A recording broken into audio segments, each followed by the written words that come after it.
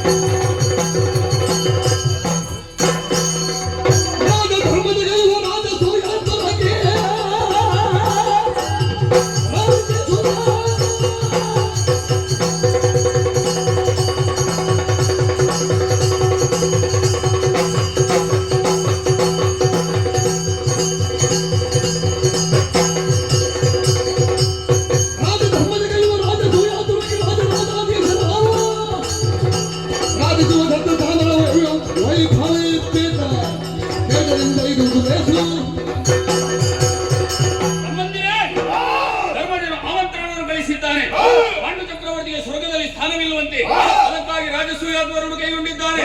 ನಾವೆಲ್ಲವರು ಬರಬೇಕೆನ್ನುವ ಹಾಗೆ ಹಿಮಾಲಯನ್ನು ಕಳಿಸಿದ್ದಾನೆ. ಹೊರಡುವ.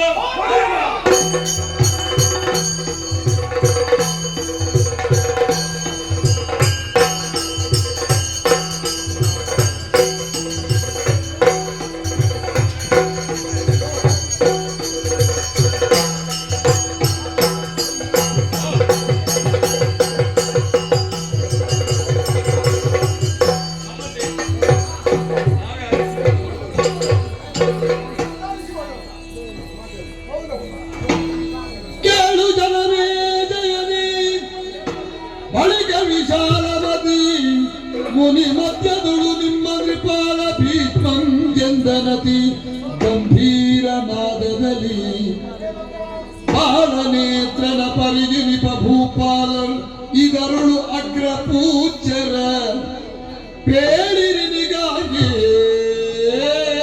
ನುಡಿದರು ವೇದ ಸಮ್ಮತವ ಹೇಳಿದ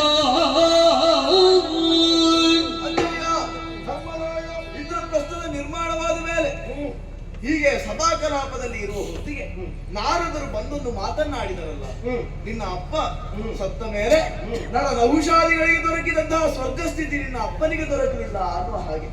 ಆದ್ದರಿಂದ ಆ ಸ್ಥಿತಿಯನ್ನು ಅವರು ಪಡೆಯಬೇಕು ಅಂತ ಆದ್ರೆ ಸಕಲ ರಾಜರುಗಳು ಅಸೂಯೆ ಪಡುವಂತಹ ರಾಜಸೂಯವನ್ನು ನೀನು ಮಾಡಬೇಕು ಅಂತ ಹೇಳಿದರು.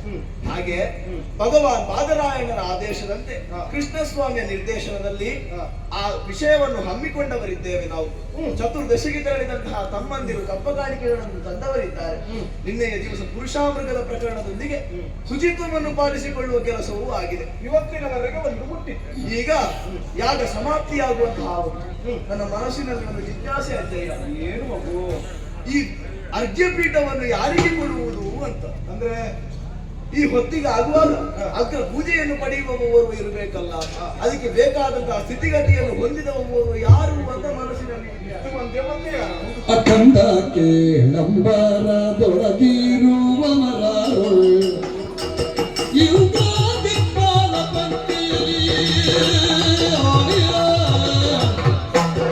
ಇಂದು ಶೇಖರನಿ ಭೂಮಿಗೆ ಪೂಜಾ ಪಾತ್ರ ಗೋವಿಂದ ನಲ್ಲದೆ ಬೇಡುವೆ.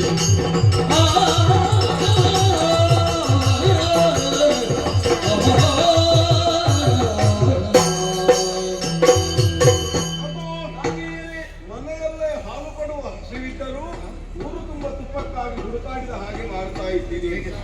ಯಾಕೆ ಹುಡುಕಬೇಕು ಹೇಳು? ಅಂಬರದಲ್ಲಿ ಕಾಣುವ ದೇವಪಂಕ್ತಿಯಲ್ಲಿ ಇಂದ್ರನೇ ಪ್ರಧಾನನಾದ್ರೂ ಅವನಿರುವ ಸಭೆಗೆ ಈಶ್ವರ ಬಂದ್ರೆ ಅವನೇ ಪ್ರಧಾನ ಸ್ಥಾನದಲ್ಲಿ ಇರ್ತಾನೆ. ಶಿವನೇ ಪೂಜಾ ಪಾತ್ರ. ಹಾಗಾದ್ರೆ ಭೂಮಿಯಲ್ಲಿ ಯಾರು ಅವರು ಇವರು ಅಂತ ಹುಡುಕಬೇಕಾದ್ದಿಲ್ಲ. ಹಿಂದೆ ಗೋವರ್ಧನಾದ್ರಿಯನ್ನು ಎತ್ತಿದಂತಹ ಶ್ರೀಕೃಷ್ಣನಿಗೆ ಗೋವಿಂದರಾಯ ಪಟ್ಟವನ್ನು ದೇವೇಂದ್ರನೇ ಕಟ್ಟಿಬಿದ್ದವನಿದ್ದಾನೆ.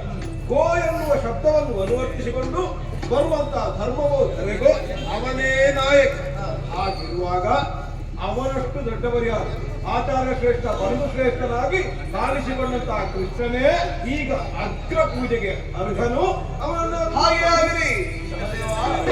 ಹೋಗಿ ಆ ಕೆಲಸವನ್ನು ಅನಿತಾರುಳ್ ಜಗದೇವ ನವರತ್ನಮಯ ಸಿಂಹಾಸನವ ಭೂಮಿಪರ ಮಧ್ಯದೊಳು ಬಂದಿಸಿ ವಿಧಾನಿಯು ಕೈಗೊಟ್ಟು ಪೀತಾಂಬರನ ದಿವ್ಯಾಸನಗೆ ಕೊಂಡೊಯ್ದು ಕುಳ್ಳಿರಿಸಿ ಭಕ್ತಿಯಾಲಿ ಕುಡಿದ ಭಾರತೀಯರ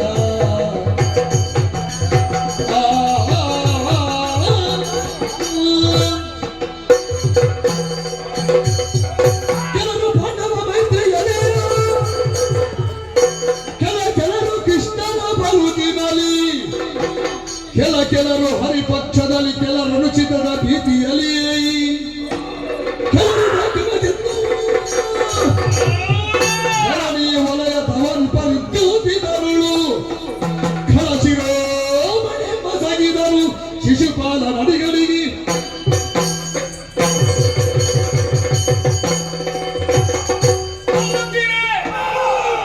ನೋಡುತ್ತಾ ನೋಡುತ್ತಾ ಇರುವ ಹಾಗೆ ಆ ಕೃಷ್ಣನಿಗೆ ಇಂದಿನ ಅಗ್ರ ಪೂಜೆ ಅಗ್ರಸ್ಥಾನವನ್ನು ಕೊಟ್ಟರಲ್ಲ. ಯಾಕೆ ಹೀಗೆ ಮಾಡಿದ್ರು? ಕೆಲವರೆಲ್ಲವರು ಕೂಡ ಪಾಂಡವ ಮೈತ್ರಿಯಲ್ಲಿ, ಕೆಲವರೆಲ್ಲ ಕೃಷ್ಣನ ಭೀತಿಯಲ್ಲಿ, ಇನ್ನು ಕೆಲವರೆಲ್ಲ ಬಂದು ಈ ಸಭೆಯನ್ನು ನೋಡುವ, ಮದ್ದನ್ನು ತಿಂದು ಹೋಗುವ ಎನ್ನುವಂತಹ ಕಾರಣದಿಂದ ಎಲ್ಲವರು ಸುಮ್ಮನಿದ್ದಾರೆ.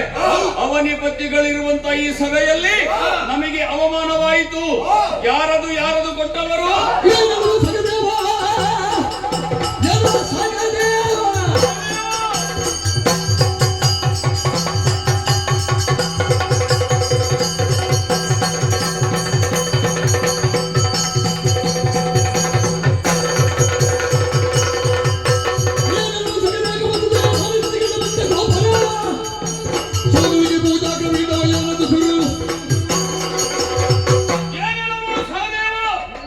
ವಸುದೆಯ ಮಾನನಿಧಿಗಳ ಮುಂದೆ ಈ ಗೋಪರ ಸುನುವಿಗೆ ಪೂಜಾಗ್ರ ಪೀಠವನ್ನು ಕೊಟ್ಟೆಯಲ್ಲವೇನೋ? ಏನು ಮಾಡಿಬಿಟ್ಟೆ ನೀನು? ಯಾರು ಇವನ?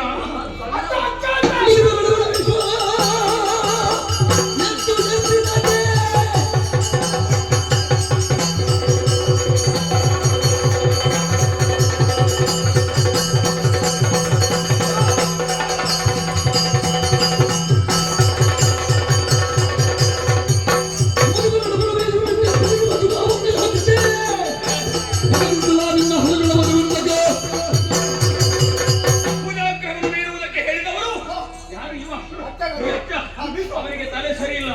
ವರ್ಷ ಆಯಿತು. ವರ್ಷ ಈ ಸಭೆಯಲ್ಲಿರುವಂತಹ ಕಂಬಗಳಿಗೂ ಕೂಡ ಆಯ್ತು. ಏನು ಪ್ರಯೋಜನ ಇಲ್ಲ.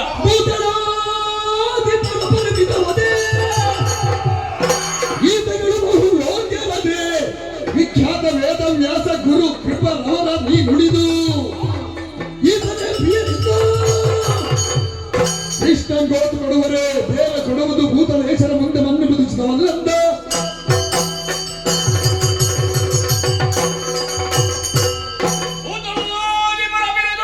ಈ ಸಭೆ ಎಂತಹ ಯೋಗ್ಯರೆಲ್ಲ ಇದ್ದಾರೆ.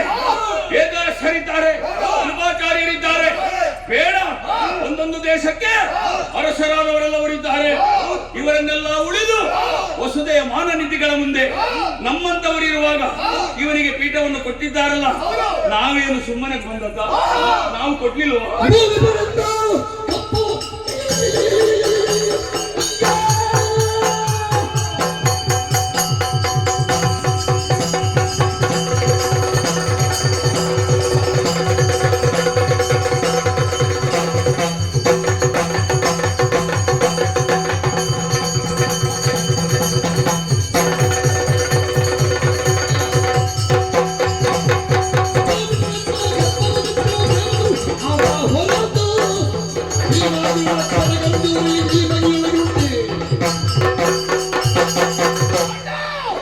ಅಶ್ವಮೇಧ ಯಾಗವನ್ನು ಮಾಡ್ತೇವೆ ಅಂತ ಹೇಳಿ ಭೀಮಾರ್ಜುನರು ನಮ್ಮಲ್ಲಿಗೂ ಬಂದಿದ್ದು, ನಾವು ಬಂದಾಗ ನಮ್ಮವರೇ ಸಂಬಂಧಿಕರೇ ಎಂಬ ಕಾರಣಕ್ಕೆ ಬೇಕಾಗಿ ಕಪ್ಪ ಕಾಣಿಕೆಯನ್ನು ಕೊಟ್ಟಿದ್ದೇವೆ. ಇವರು ತಿಳಿದುಕೊಂಡದ್ದು ಹೇಗೆ? ಹೆದರಿ ಕೊಟ್ಟಿದ್ದಂತೆ ನಾವು ಅದೇ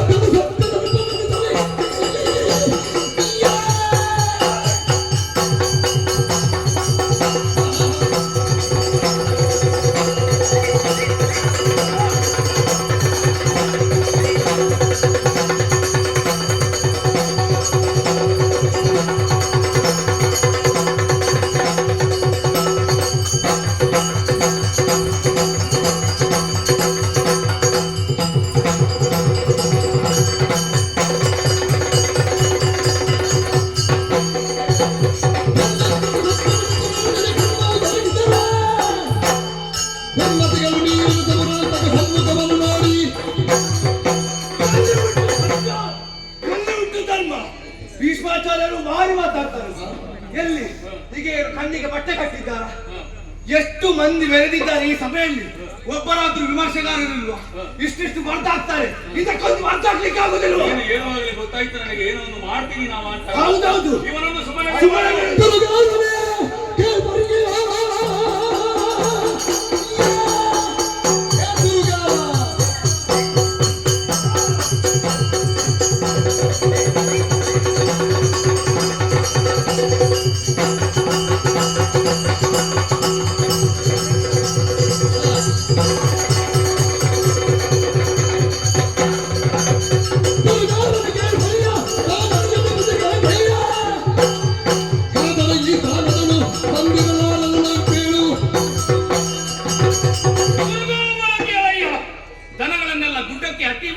ನೀನು ಯೋಚನೆಯನ್ನು ಮಾಡಬೇಕಿತ್ತು.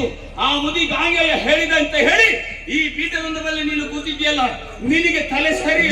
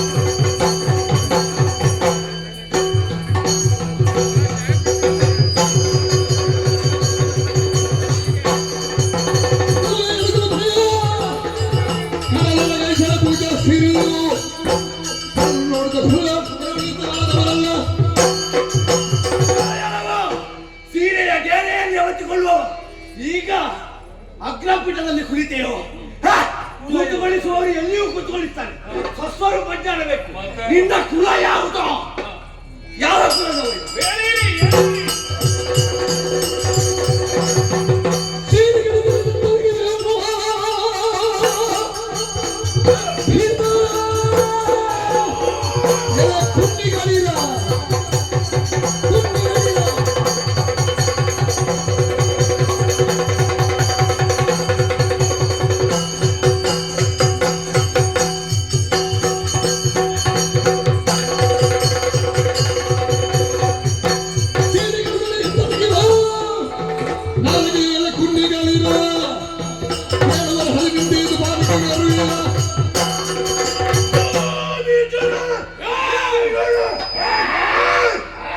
ಮಾಡುವಂತಹ ಪುಣ್ಯಯಾಗದಲ್ಲಿ ಪಾಲ್ಗೊಂಡು ಶುಭ ಹಾರೈಸುವುದು ಬಿಟ್ಟು ಯಜ್ಞವನ್ನು ಹಾಳು ಮಾಡುವುದಕ್ಕೆ ಬಂದರೆ ನಿಮ್ಮ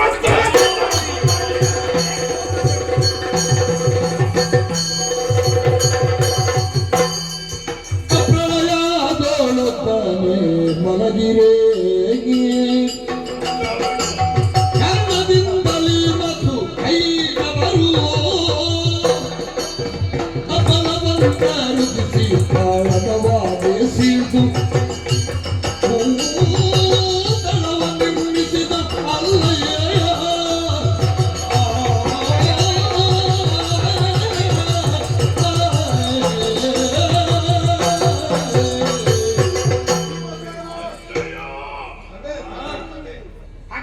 ಮನೆಗೆ ಬಂದವರು ವಿರೋಧಿಗಳೇ ಹೌದಾಗ ಅವರಿಗೆ ಬೇಕಾದಂತೆ ಉಪಚಾರ ಮಾಡಬೇಕಾದದ್ದು ನಮ್ಮ ಧರ್ಮ. ಇವರು ದುಷ್ಟರು. ದುಷ್ಟರು ಅವರಿರಬಹುದು, ಹಾಗೆಂದು ನಾವು ತಲೆ ಕೆಟ್ಟವರಲ್ವಲ್ಲ.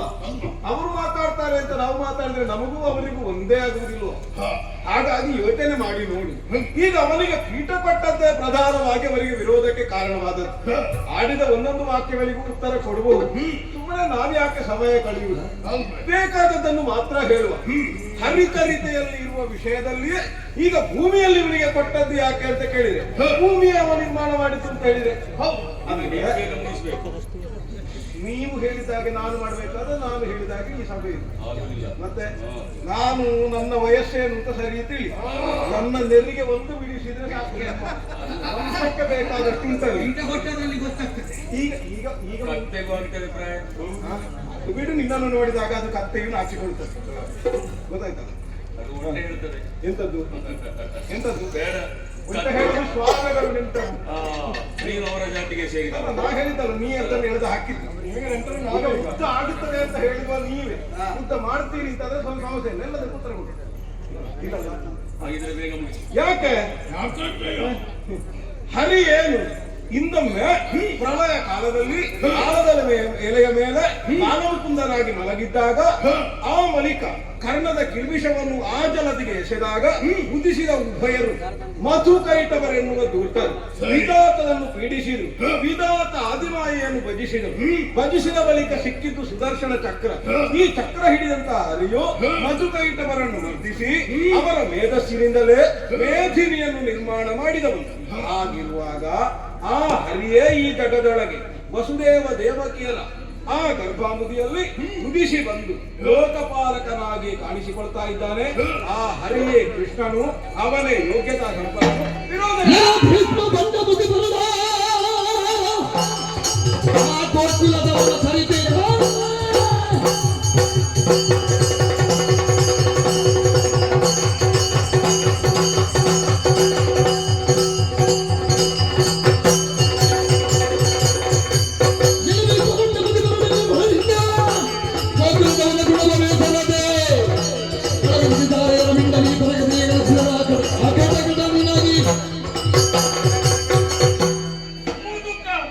ನಿನಗೆ ಇನ್ನೂ ಕತೆ ಹೇಳುವ ಚಟ ಮುಗಿಲಿಲ್ಲ.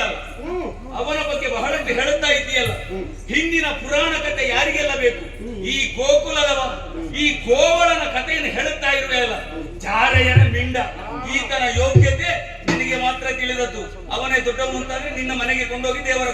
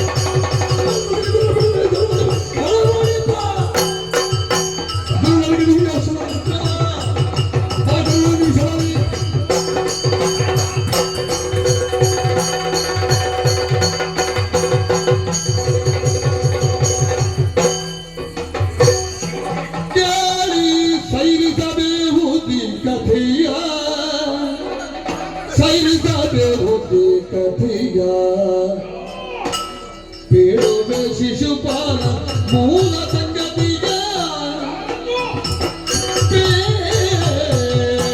ಬೇಡುವೆ ಶಿಶುಪಾಲ ಮೂಲ ಸಂಗತಿಗ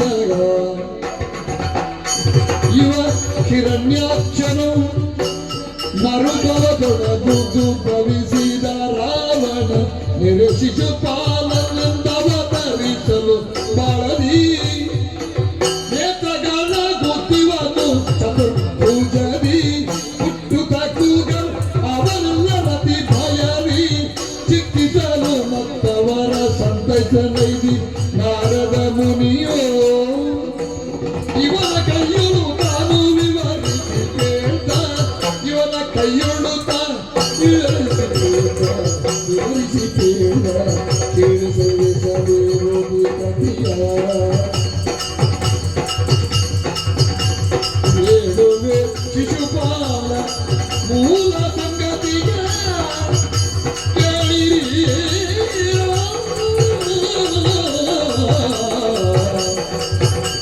ಈ ಕಥೆಯ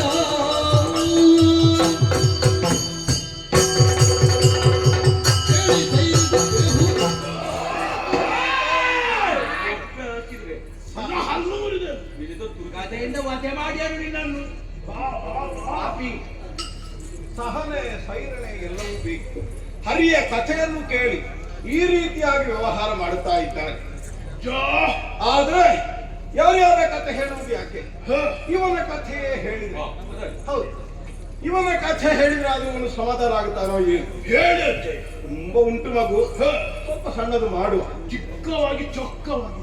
ಹೌದು, ಬ್ರಹ್ಮಮಾನಸ ಪುತ್ರರಾದಂತಹ ಸನಕ ಸನಂದಾದಿಗಳು ಹರಿಯನ್ನು ಪೂಜಿಸುವುದಕ್ಕಾಗಿ ವೈಕುಂಠಕ್ಕೆ ಬಂದಾಗ ಜಯ ವಿಜಯರೆಂಬ ಉಭಯ ದ್ವಾರಪಾಲಕರು ತಡೆದು ನಿಂದಿಸಿದರು. ಅವರಿಂದಲೇ ಶಾಪಗ್ರಸ್ತರಾದ ಧರೆಯೊಳಗೆ ಹುಟ್ಟಿ ಅಂತ ಹೇಳಿ ಹೋದರು. ಆದ್ರೆ ಹರಿಯೇ ತನ್ನವರಿಗೋಸ್ಕರವಾಗಿ ಆ ಬಾಲರನ್ನು ಕೇಳಿಕೊಂಡಾಗ ಶಿಷ್ಟರು ದುಷ್ಟರು ಅನ್ನುವಂತಹ ಎರಡು ವಿಭಾಗದ ಅವಕಾಶ. ಶಿಷ್ಟರಾಗಿ ತಾನು ಸುದೀರ್ಘವಾದ ಬದುಕು ಕಟ್ಟಿಕೊಳ್ಳುವುದು ಮತ್ತು ದುಷ್ಟರಾಗಿ ಮೂರು ಅವಸ್ಥೆಯಲ್ಲಿ ಹುಟ್ಟಿ ಬರುವುದು. ಹಾಗೆಂದು ದುಷ್ಟರಾಗಿರುವಾಗಲೇ ಅವರನ್ನು ಹರಿಯೇ ವರ್ಧಿಸಿ ಮರಳಿ ತನ್ನ ಲೋಕಕ್ಕೆ ತಾನು ಪಡೆದುಕೊಳ್ಳುವುದು ಅನ್ನುವ ಹಾಗೆ ನಿರ್ಣಯ ಆಯಿತು.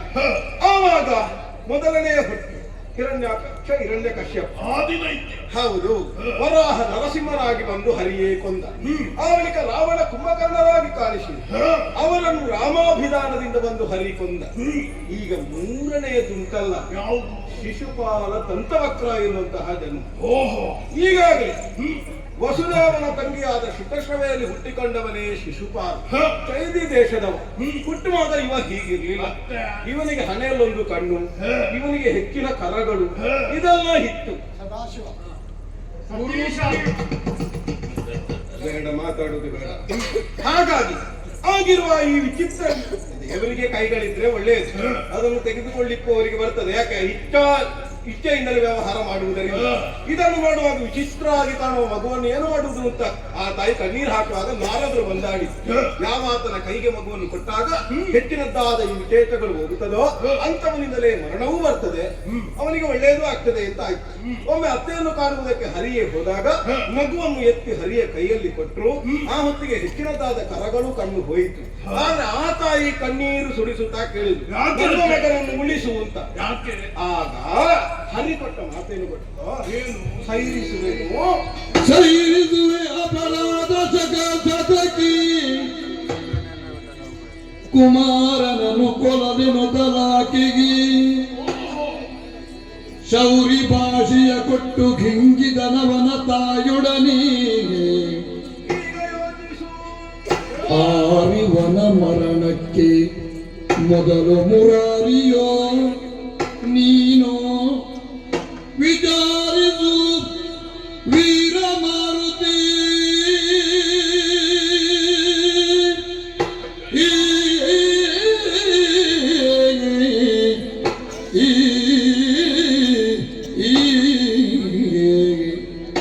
ವಿಚಾರಿಸು ವೀರ ಮಾರುತಿ.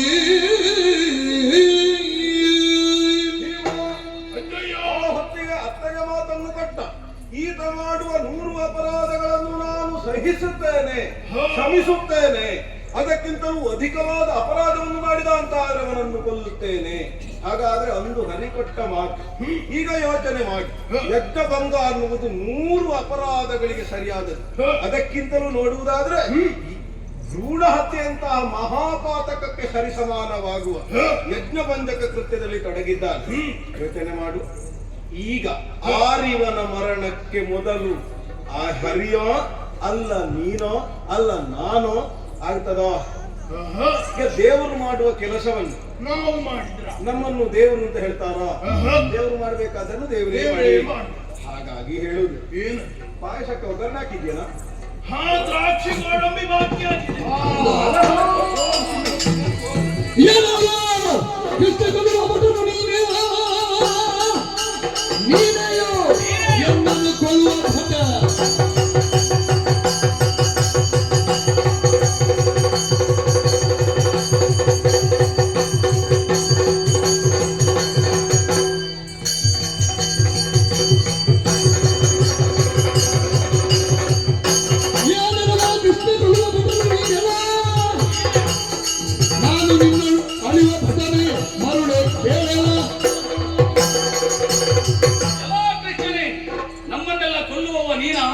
ನಿನ್ನಿಂದ ನನ್ನನ್ನು ಕೊಲ್ಲುವುದಕ್ಕೆ ಸಾಧ್ಯವಾ?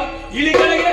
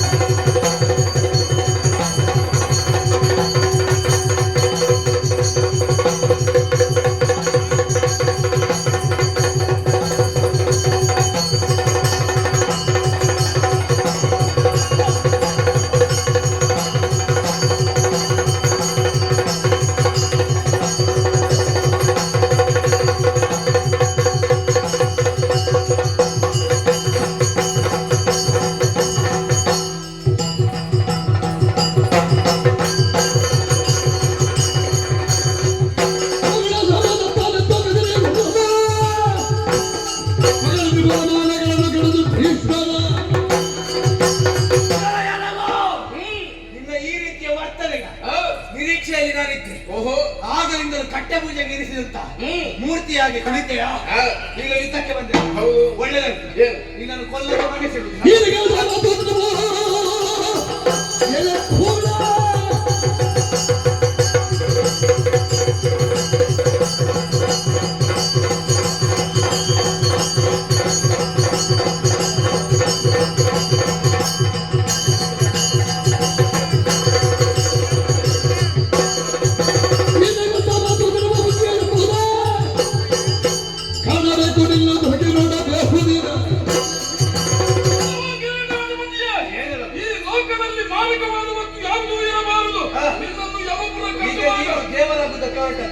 ನಿಜವಾಗಿ ನೋಡಿದ್ರೆ ಶಿಶುಪಾಲ ಕೂಡ ದೇವರಾಗ್ತಿದ್ದ.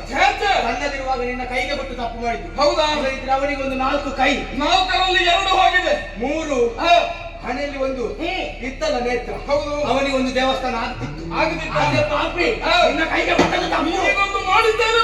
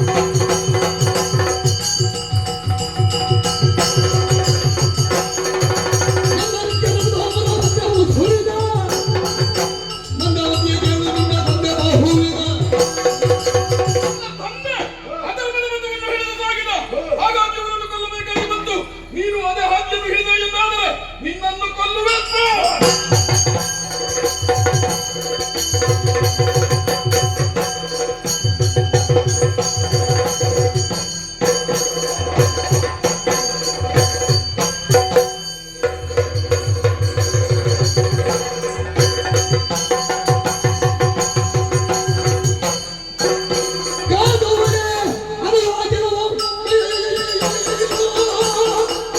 ಅನುವಾದ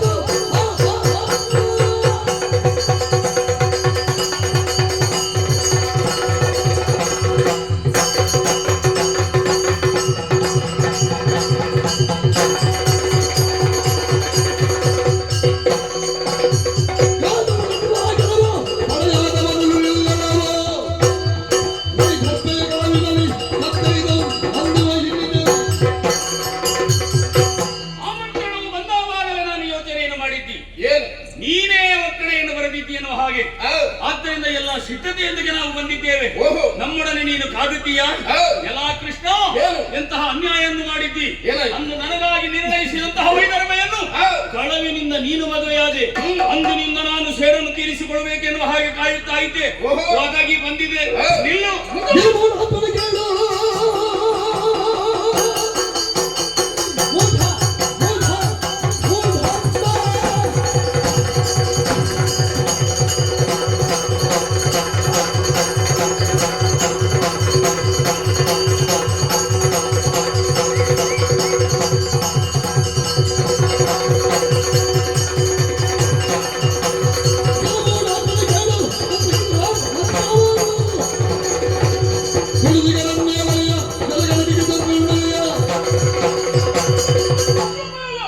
ನಿನ್ನನ್ನು ಈ ಹಿಂದೆಯೇ ಕಾಣಬಹುದಿತ್ತು.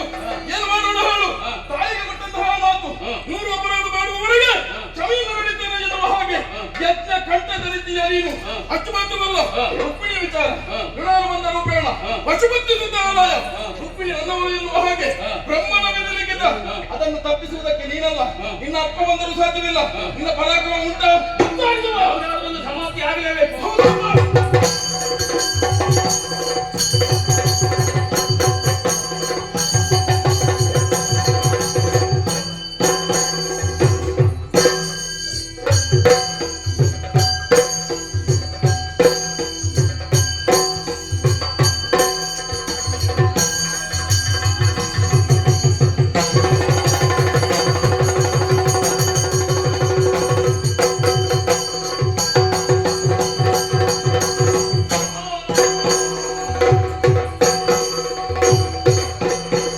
ಶ್ರುತಿ ವಿಧಾನದುಳ್ಳ ಖಿಳ ಪೂರ್ಣಾಹುತಿಯ ಪಾರಾಯಣದ ನಿಗಮ ಪ್ರದತಿಗಳ ಪರಿಪೂತ ಪರಿಮಳಮಯ ದಿಶಾವಣಿಗೆ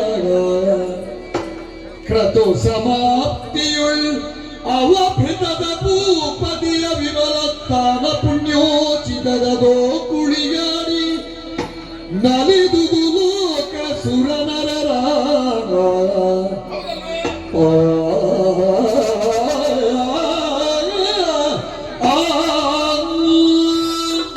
ನಾವು ಹೆದರಬೇಕಾದಂತಹ ಅಗತ್ಯವಿಲ್ಲ. ಅಧರ್ಮದ ಪದವನ್ನು ಹಿಡಿದು ಸಾಗಿದ ಶಿಶುಪಾಲ, ಅಧರ್ಮದ ಪದವನ್ನು ಹಿಡಿದು ಯಾರು ಸಾಗುತ್ತಾರೋ ಅಂತವರ ಒಂದು ಧರ್ಮವೇ ಬರುತ್ತದೆ ಎನ್ನುವುದಕ್ಕೆ ಇದುವೇ ನಿದರ್ಶನ. ಅವನ ವಧೆಯಾಗಿದೆ ಎನ್ನುವಲ್ಲಿಗೆ ಪಾಂಡುವಿಗೆ ಸ್ವರ್ಗ ಲಭಿಸಿದೆ ಎನ್ನುವುದು ಸತ್ಯ. ಪುಣ್ಯತಮವಾದ ಕತೆ, ಕಥಾಂತರ್ಗತವಾದ ತತ್ವಪ್ರಸಾದ ಸಕಲರಿಗೂ ಸಿದ್ಧಿಸಲಿ ಎನ್ನುವ ಹಾಗೆ ಪುಣ್ಯತಮವಾದ ಕತೆಗೆ ಮಂಗಳ ಪದ್ಯವನ್ನು ಹಾಡುವುದಕ್ಕೆ ಸತ್ಯ ಸಭಿಕರು ಹಾಗೂ ಭಾಗವತರಲ್ಲಿ ಕೇಳಿಕೊಡುತ್ತಾ ಇದ್ದೇನೆ. ಮಂಗಳ ಜಯ ಜಯ ರಾಮಚಂದ್ರನಿಗೆ ಮಂಗಳ ದಶರಥನಂದನಿಗೆ ಮಂಗಳ ತಿರುಣಾತ್ಮಕ ದೇವಿಯರಿಗೆ ಮಂಗಳ ಆಂಜನೇಯನಿಗೆ ಮಂಗಲಂ ಜಯ ಮಂಗಲಂ ದುರ್ಗಾಂಬಿಕೆಗೆ ಭ್ರಮರಾಂಬಿಕೆಗೆ ಮಂಗಲೋ